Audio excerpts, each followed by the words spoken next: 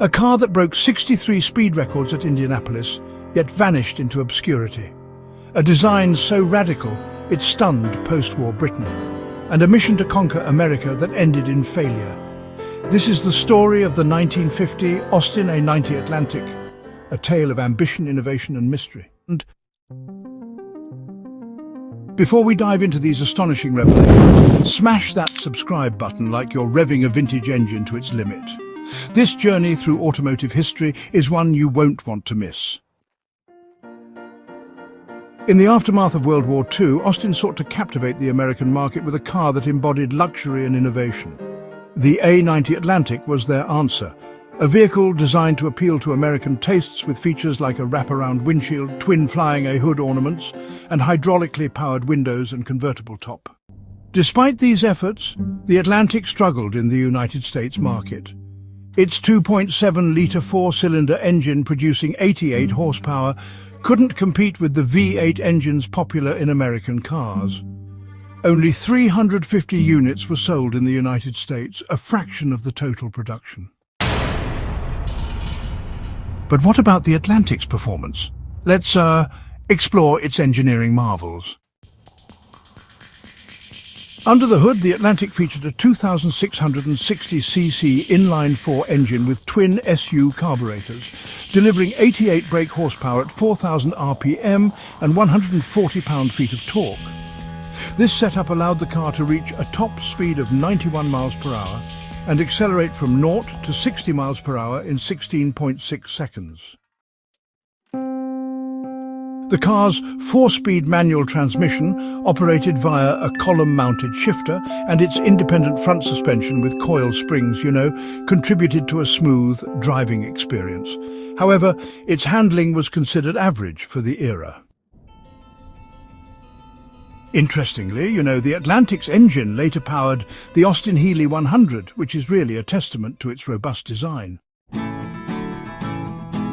Yet despite its engineering feats, the Atlantic's design held secrets that truly set it apart. The Atlantic's design was, a blend of British craftsmanship and American flair. Its wave-shaped front fenders and semi-pontoon rear styling echoed the aesthetics of American cars like the Buick. Features like the centrally mounted third headlight and the option for metallic dualescent paint colours added to its distinctive appearance.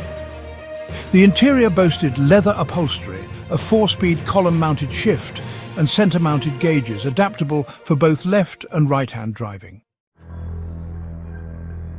These design choices were bold for a British manufacturer, aiming to make a statement in the global market. But how did the Atlantic fare in terms of production and legacy? Between 1949 and 1952, Austin produced 7,981 Atlantics, with a roughly equal split between convertibles and coupes. Despite its innovative features, the car didn't achieve commercial success, leading to its discontinuation. Today, the Atlantic is a rare collector's item with only a fraction of the original units still in existence. Its unique blend of design and engineering continues to captivate classic car enthusiasts.